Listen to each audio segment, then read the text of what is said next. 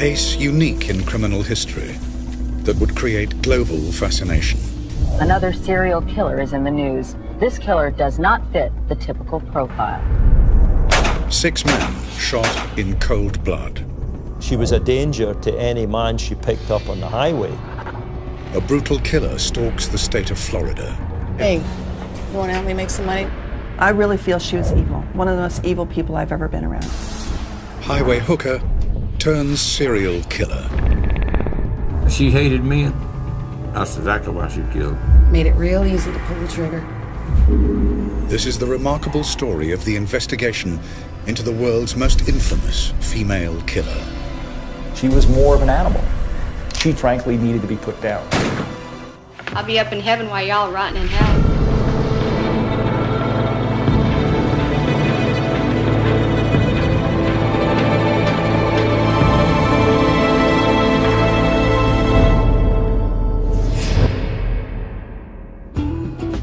Daytona, Florida's most famous beach and a magnet for holidaymakers and America's retired.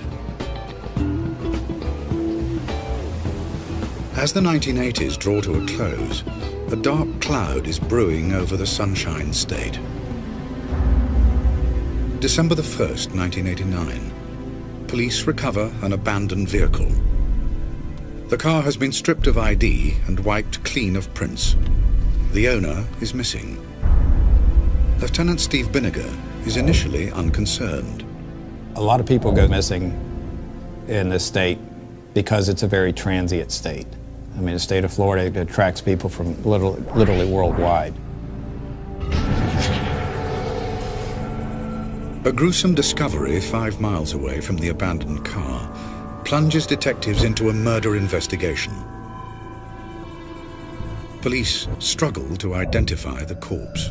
Decomposition takes place pretty fast in Florida with the humid weather and the heat and everything. And with the animal activity, also the bug activity. Senior crime lab analyst Merv Stevens is familiar with the difficult process of identifying bodies. A lot of times the performing doctor will go ahead and remove the hands, send them to a crime laboratory, and then I may have a day or two to work on them. It's a very tedious process, something that we don't look forward to doing, but somebody has to do it. From the fingerprints, police identify the victim as divorced electrician Richard Mallory, shot 4 times with a .22 caliber pistol. What are you doing? Mallory was on his way to Daytona when he was shot and robbed, but for items of little value. Detective Brian Jarvis tries to work out a motive for the murder. When you're doing a criminal investigation, you look at every possibility you can so you don't miss something. But police have little to go on, and the trail goes cold. Then, 3 murders in 3 months. Divorcee David Spears. Soon to be married Charles Koskadden. And family man Troy Burris. Investigators notice a chilling similarity in each of the killings. Each of these cases involved somebody being killed with a .22 caliber, which is typically more of a woman's gun. People don't usually use a .22 caliber gun to do murders, and yet we have 3 of them right in Central Florida. It's not a powerful weapon and is usually used for self-defense. The same small caliber gun was used to kill Richard Mallory, and there is a similar pattern to all 4 murders. They were in a vehicle. They were white. They were male, my age or even just a little bit younger. The seats in the vehicles were pulled to their forwardmost position, and that would be a common thread, which is a little unusual. But as police begin to make the connections between these murders, a killer continues to stalk Florida's highways. Come on in. Retired police chief Charles Humphreys is on his way home to his wife of 35 years when he stops to pick up a hitchhiker.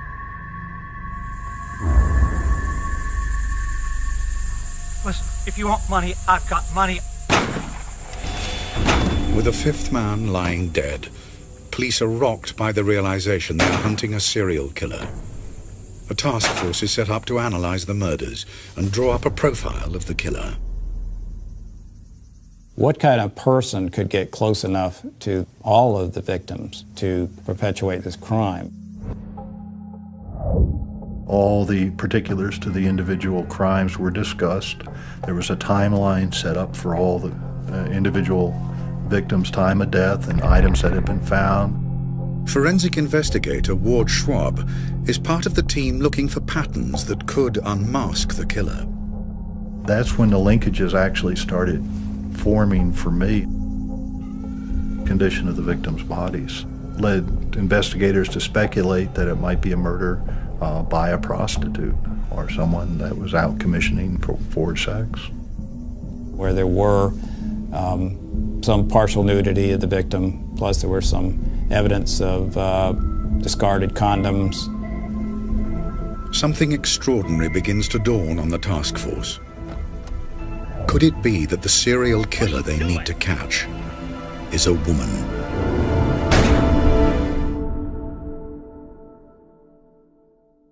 Get out of the car! 5 men shot. Their bodies and cars scattered across Florida's interstates. Just move now. County detectives believe they have a highly unusual case on their hands. They suspect the killer they are looking for is female, soliciting along the highways to get close to the men she robs and murders. There was no other documented female serial killers that we could think of. You wonder, how do they act as compared to a male serial killer?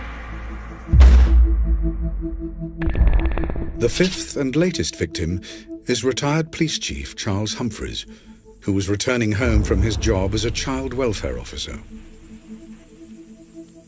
When we examined the body further at autopsy, it looked like he had actually been spinning and was being shot as he was turning, like he was trying to get away. The painstaking search for clues at Florida's Central Crime Lab is frustrated by the killer's attention to detail. Lab analyst Merv Stevens processes the evidence in the hope of finding a single print. The individual that was committing this crime was very methodical as far as trying to wipe down all the evidence that they knew possible that may lead the crime scene back to them. Frustrated by the lack of evidence to move the case on, unsolved crime files are reopened in a bid to try and find a lead. The case of missing missionary Peter Seams stands out. Peter Sims was a middle-aged man traveling alone on Florida's interstate. Investigators discover that Seams' abandoned car was found not far from where the 4 other victims' vehicles were dumped. We felt there could be a very good connection here between Peter Sims' vehicle and the other homicides that were occurring. Other cars had been wiped clean, other vehicles had their license plates removed, and every other vehicle had the seat pulled forward. But with the Seams case, there's one crucial difference. The missing man's car has been crashed, and there is a vital piece of evidence inside. A bloody palm print.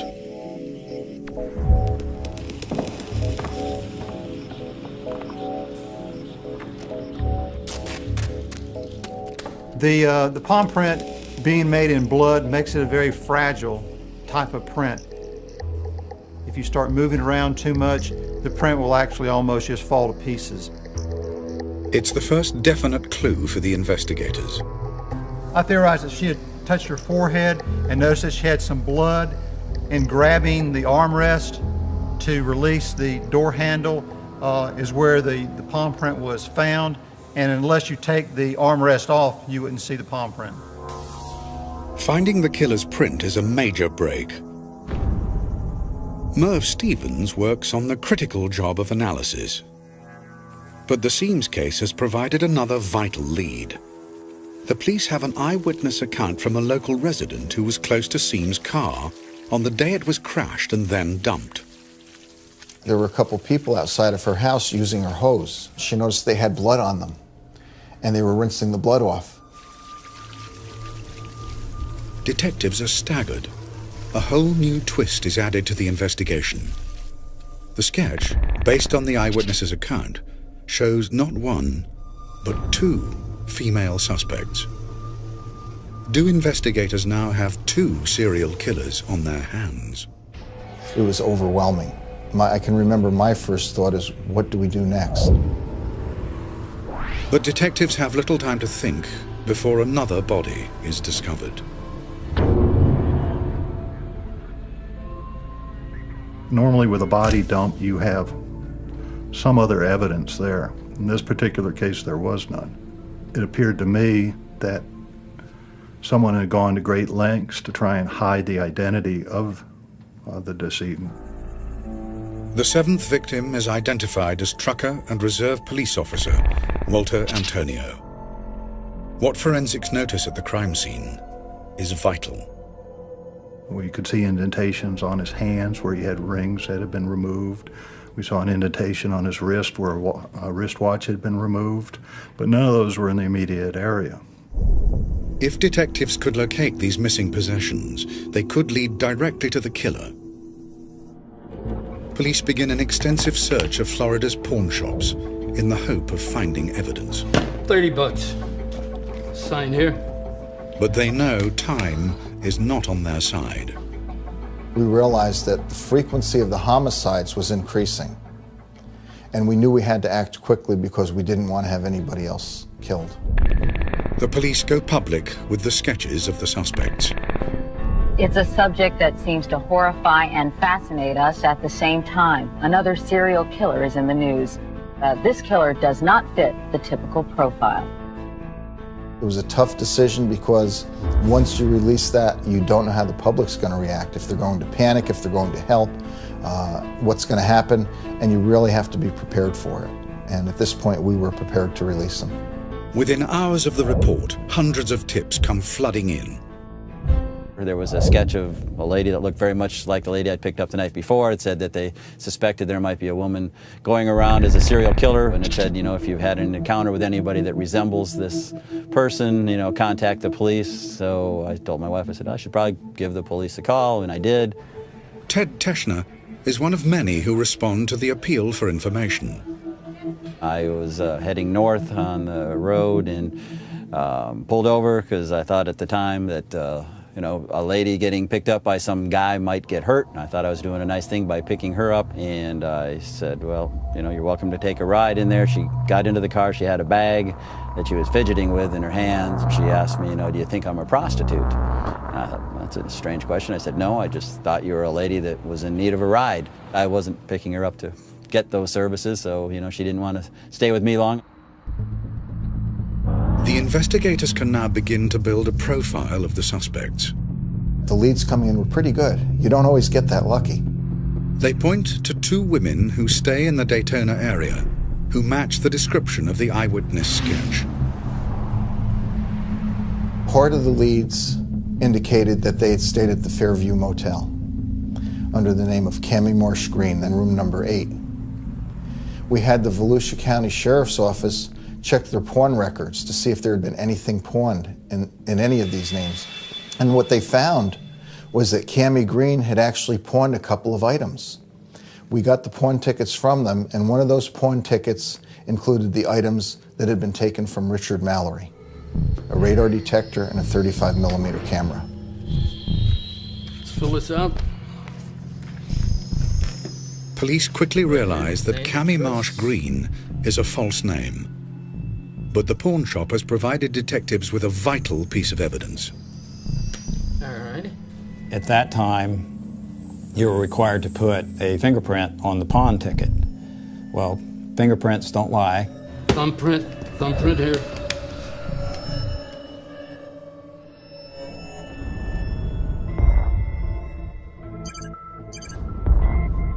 The print is rushed to the state's fingerprint lab. Director Jenny Ahern runs it through the automated identification system. I ran the print numerous times to no avail. I also had a coworker of mine run the print to no avail. The automated system does not contain every print that the state holds. Ahern prepares to search through the database manually. It's an awesome undertaking. We really knew we were looking for the needle in a haystack. The killer is still at large. It looks as though it'll take Ahern and her colleagues weeks to search through hundreds of thousands of records. We take out a chunk of cards at one time, and you physically, with your bare eye, flip through each card, eliminating prints that are not close. I had only been in the drawer for about 15 minutes. I had taken out one section of the cards. I'm flipping through, looking at each card, one at a time. And within 15 minutes of the first set, I found a card that I felt was close. I could not even breathe because I was so excited about the possibilities of this, that we may actually have found this woman. So I looked at it, looked at my print, looked back at it again, looked back. We knew we were looking for a white female. Turned the card over, it's a white female. I was just beside myself. They trace the print to a woman whose name is Aileen Wuornos. Take care. She had been previously arrested for possession of a .22 caliber 9-shot revolver. So we're thinking, this is definitely a person that we need to take a hard look at. Investigators need to establish detailed information about the prime suspect. Hey, baby, how much? Come on. She traveled in these circles of, drugs and alcohol and prostitution. She seemed to always gravitate back to the Volusia County area. We decided to put some surveillance teams out. It was very much a long shot. The team begin combing Daytona in the hope of tracking Wuornos down. Mike Joyner is one of the undercover officers trawling the bars, while his colleague, Tom Tittle, is part of the backup squad. We were essentially divided up into shifts. Myself and a few others were on the midnight shift, so sleep during the day, and at nighttime we would go around the city trying to fill in into the bars, into the low-life areas. Joyner poses as an out-of-town drugs dealer from Georgia, looking for a good time. We'd go to a bar and get out and go in and belly up to the bar and kind of drink a beer. The trail for Wuornos leads them to a notorious biker bar, the last resort. It was pretty unique. The ceiling was made up of bras and women underwear, where they had evidently taken them off and put it in the ceiling, stuck them up in the ceiling with pins and stuff. Owner Al Boeing confirms that Aileen is a regular at the bar, usually drinking with her lesbian girlfriend, Tyria, who she'd been seeing for nearly a year. She used to come in with a girlfriend, Ty. They'd come in for a few beers, hang out for a little while, and take a leave, and the next day they'd come back in, then they'd be gone for a few days, and just like anybody else. But days go by, and neither woman shows up. Detectives discover that Tyria and Aileen have separated, leaving Wuornos broken-hearted. They fear she may have left town. Finally, one night, I got lucky, and I walked in the bar, and there she was. The investigators had put together as a sketch what she looked like, and there was no doubt the lady I was looking at in that bar right then was Aileen Wuornos. Want to help me make some money? No, I'm not interested. Yeah. Get out of here. She made it quite clear that she was a lesbian, and she was a streetwalker, and that's how she made her money. Have detectives finally cornered the killer? State Prosecutor Dave DeMoore knows the stakes are high. If she were to lose surveillance and go out and kill somebody, can you imagine trying to explain that to a group of journalists Why, knowing that you have the chief suspect, that you were able to lose her and she committed another murder? Want a drink? Damn right. Can Joyner lure the streetwise Wuornos into his trap? He needs to secure evidence so police can charge her with murder. If he fails, Wuornos walks free and more men could die.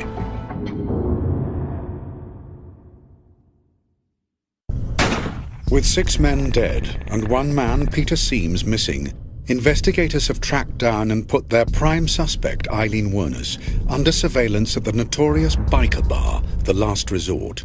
The stakes couldn't be higher. My thinking was we found her. We know where she's at, let's don't lose her. I don't want to be her next victim. You want a drink? Damn right. 2, please. Undercover officer Mike Joyner needs hard evidence, fast, so the state can charge Wuornos with murder. How's it going? It's going. If the operation fails, more men could die. She wants cigarettes, I'll buy her cigarettes. She doesn't have any money. You want a cigarette? Yeah. As Joyner strikes up a rapport with Wuornos, his support team wait anxiously nearby. My group was set up directly across the street from the bar. There was others down the street. And so we had our wire where we could listen to all the conversation that was going on because Mike had the wire on his body. What are you hanging around for? Are you gonna screw or what? We conferred with the undercover officers too, because they would come and go out of the bar.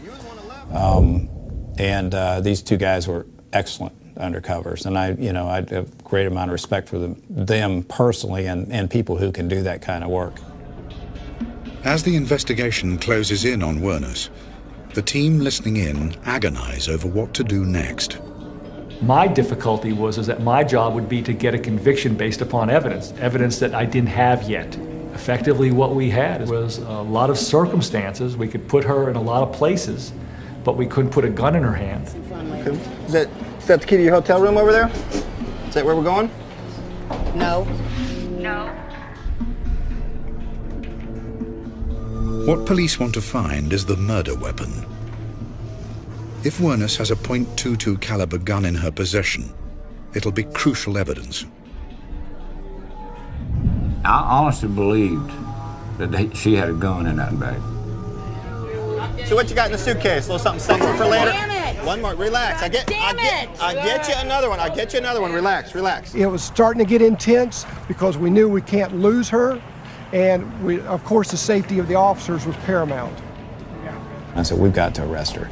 We cannot let her leave here on the back of a Harley Davidson. Do I think I was going to be the next victim? Yes, I sure do now. But if I had a family, and I sure did want to get back to them. I was ready at the last bar. The plan is for Joyner to lure Wuornos outside, so armed officers can arrest them both, making sure that Joyner's role as an undercover officer is not revealed. I said, I'm going to go get a motel room. I'm going to bring you the key. You need to go take you a bath because you stink. You okay? Just stay here, all right? I said, you stink and I stink. We ain't bathed in 2 or 3 days. I guarantee you now, some of us need some water and soap. Hey, look what I got.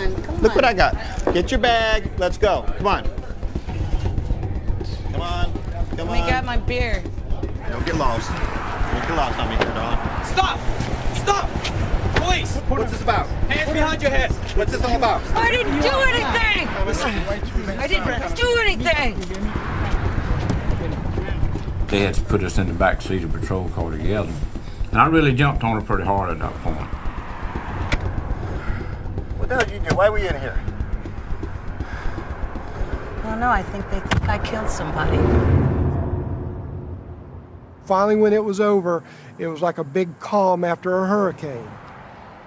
Detectives hope to find the murder weapon in Wuornos' suitcase. But there's no gun inside. Now, once you take somebody into custody, there's certain time limits that you can hold them in custody depending on, the type of case. So, the clock was ticking against us. Police can only charge Wuornos with an outstanding firearms offense from the late 80s. There is real concern that without sufficient proof to charge her with murder, Wuornos could soon be back on the streets. I think I made it very clear to the investigators that they had jumped the gun, in my opinion, that I was very unhappy with their decision, that I didn't have a case that I could prosecute successfully based upon the evidence as I saw it at that point. To make a murder case, detectives have to link Wuornos to the crime scenes.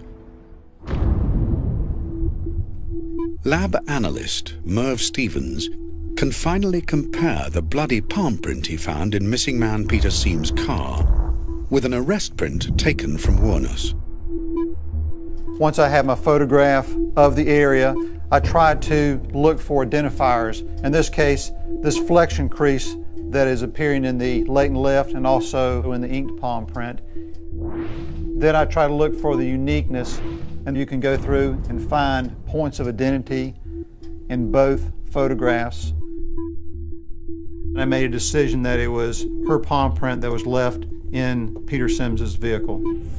But the palm print does not help their case. Police have not found Seam's body.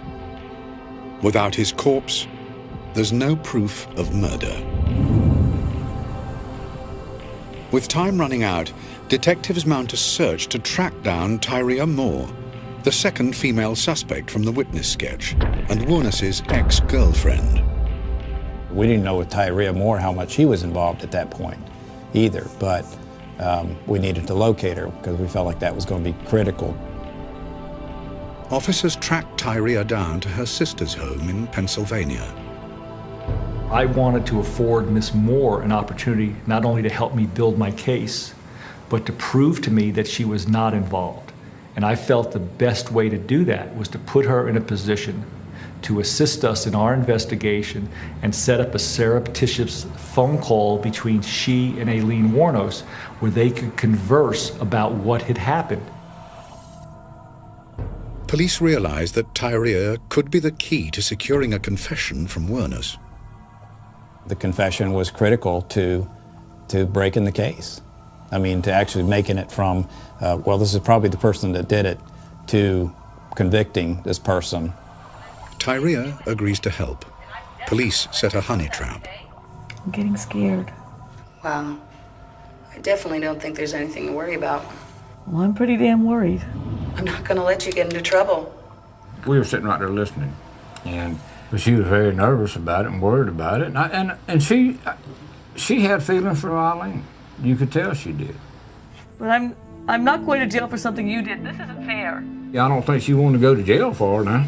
She wasn't that fond of her. You didn't do anything. You evidently don't love me anymore. You don't trust me or anything. I mean, you're going to let me get into trouble for something you did.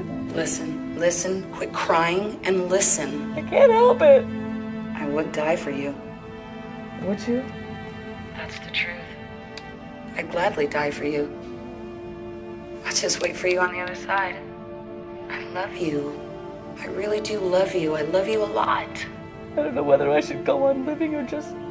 I'm not going to let you go to jail. If I have to confess, I will. Aileen, we have 6 murdered victims. I want to know. It's make or break time for the case.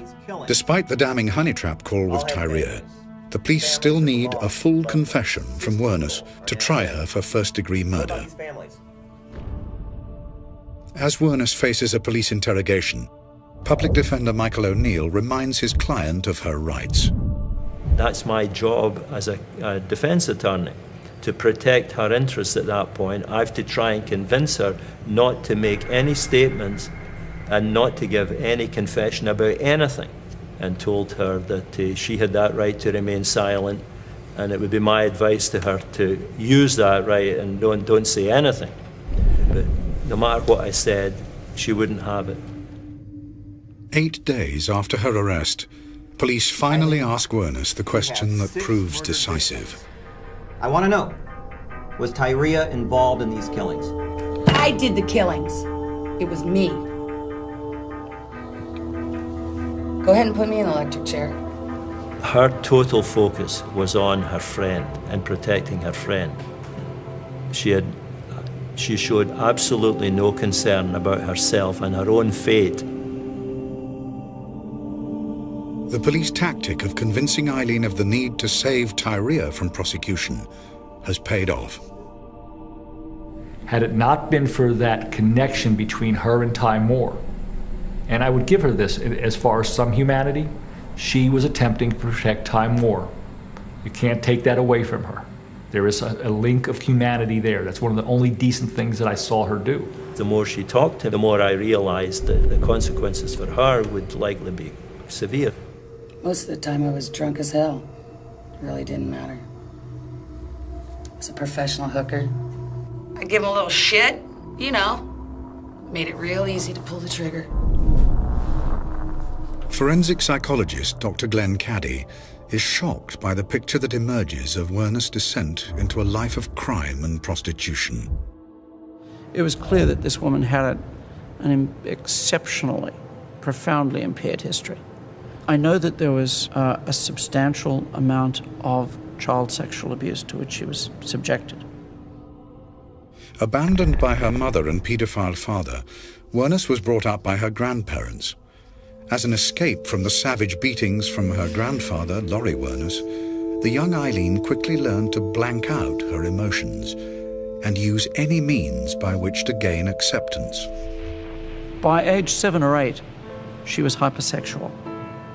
I believe the records indicate that she was called a cigarette pig. And the issues were that she would swap sex by age 8 or 9 for whether it be oral sex on a man or intercourse, for cigarettes and for money. The whole rearing experience and how she functioned was consistent with really high trauma events in childhood. At some point in time, I think Aileen had basically said, I've had enough. I'm tired of being taken from. I'm going to take. What more could she take than these men's lives? Having secured the vital confession, the next priority for detectives is to find evidence to make the prosecution case watertight. Is there any property that you might have collected from these victims that you stashed somewhere? Nah. I just flung them out the window as I was driving. Detectives track down a lockup rented under Wuornos' alias, Cammy Marsh Green.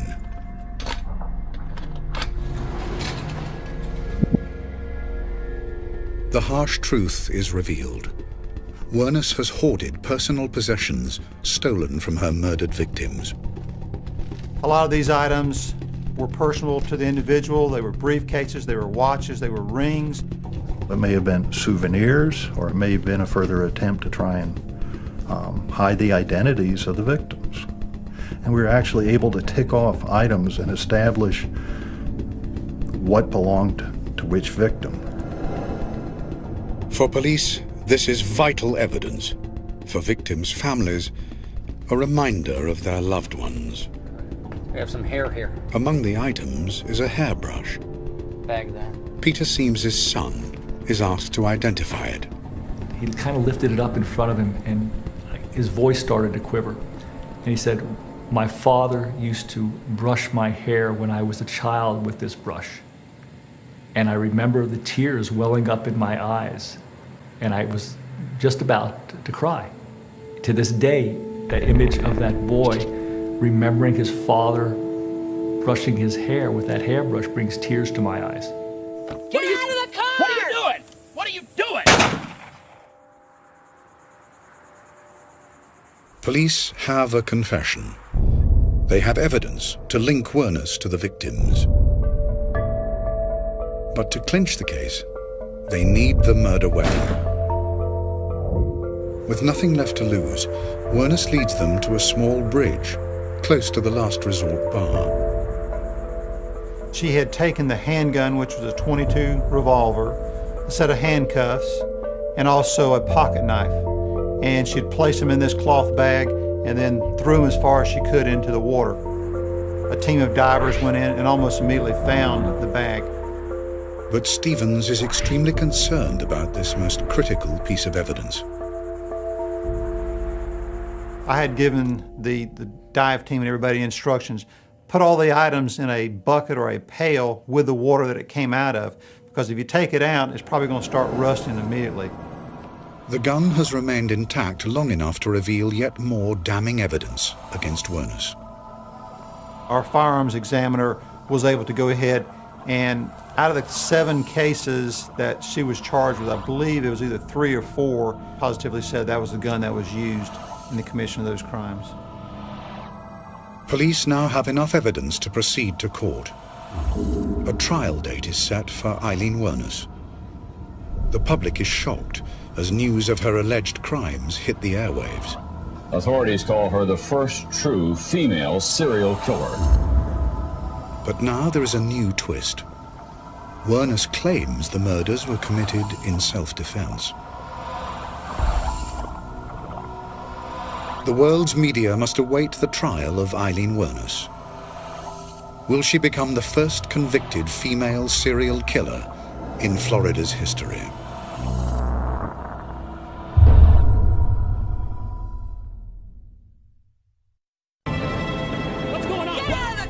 Aileen Wuornos has been arrested and charged with the serial murder of 6 men. Made it real easy to pull the trigger. In a plea bargain, she admits to 6 murders, hoping to swap her confession for a life sentence rather than death row. I did the killings. It was me. But Wuornos' plea bargain is rejected. She will be tried for her life. Beat me up, rape me, or kill me. The main thing about Aileen Wuornos was she was a female serial murderer, and that's why the state would be out to get the death penalty on her. First up is the murder of Richard Mallory, Aileen's first victim. Wuornos pleads self-defense. You shot him immediately. Didn't give him a chance to say anything, did you? Am I supposed to stop the clock and say, rationalize with this guy who wanted to kill me? She described herself as having her neck tied to the steering wheel by a steel cord and having it cut and bleeding. He was going to kill me. He was going to beat the living daylights out of me, choke me to death. There was no blood in the vehicle when it was found by us, no trace evidence to suggest that she had been tied to the steering wheel. Wuornos' testimony does not convince. Ex-girlfriend Tyria, who is not facing any charges, has become a state witness against her. We were sitting on the floor watching TV, and she just come out and said, I have something to tell you. And I asked her what, and she said that she had shot and killed a man that day.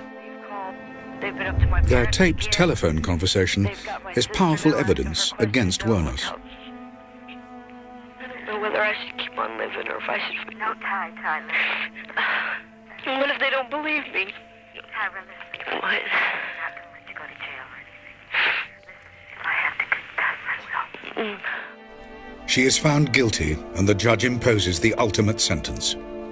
Until by warrant of the governor of the state of Florida, you, Aileen Carol Wuornos, be electrocuted until you are dead, and may God have mercy upon your course. Wuornos' claim of self-defense has failed to save her from the death penalty. Scumbag from America. But the judge had not allowed Wuornos' legal team to present evidence that her first victim, Richard Mallory, had a previous conviction for attempted rape. The fact that he had a conviction years earlier didn't put the gun in his hands. She was the one that carried the gun, she was the one that had it with her, and she was the one that took it out and shot him. When the jury advised us that they were recommending to the judge that Aileen Wuornos should be put to death, I felt it was justified. I was fine with it. I had no qualms in my heart or my mind that it was the right decision. In March 1992, Wuornos pleads no contest to the murders of Charles Humphreys, Troy Burris, and David Spears. Probably get 3 more death row sentences, and then I got to go to Pasco and Dixon for 2 more death row. How many times you got to kill me? Then, in June 1992, Wuornos pleads guilty to the murder of Charles Carskadden. The following February, she's found guilty of the murder of Walter Gino Antonio. She now has 6 death sentences on her head. The victims' bereaved families welcome the verdicts. She shot him 7 times. She's just evil. She's a horrible, evil person. As the body of Peter Seams is never found, Wuornos is not charged with his murder. As Wuornos waits on death row, her defense team mount an appeal against her sentence. If they can prove she's insane, she will escape the death penalty. You have the right to an appeal. Mr. Glazer, is that going to be handled by you or the public defender? Your wife and kids get raped. I would ask that you would point the public's office. But Aileen Wuornos insists she is sane. She instructs her legal team to drop her appeal against the death penalty. They comply with her wishes. She was controlling her own death because she was a volunteer to be executed. I'll be up in heaven while y'all rotting in hell. She did not have to be executed. She could have continued with her appeals, and it would have been much more difficult for the state to execute her, even a serial murderer. I have made peace with my Lord, and I have asked forgiveness. In 2002, Aileen Wuornos has been on death row for 10 years. Debate rages as to whether she should face execution. Dr. Glenn Caddy assesses whether she is competent to die. My conclusion was that this woman was extremely mentally unstable, that she was not competent because she was suffering a profound delusional disorder. But the state decides that Wuornos is fit to face execution. It's time. At 9:45 a.m. on October the 9th, 2002, Aileen Carol Wuornos leaves her cell for the last time.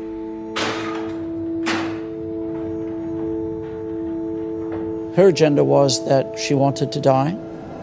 She had expectations that she was going to come back to Earth and that she was going to have a very powerful role to play when she came back. With the exception of killing these people, her background was one of tremendous powerlessness and ineffectiveness and loss. And so, in essence, this whole delusion was the presumption of having a new life. And so she couldn't wait to get there.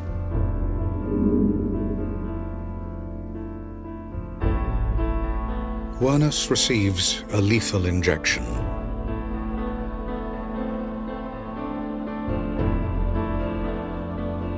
Her final statement was this exactly: "I'd just like to say I'm sailing with the Rock, and I'll be back like Independence Day with Jesus, June 6th, like the movie, big mothership and all, I'll be back."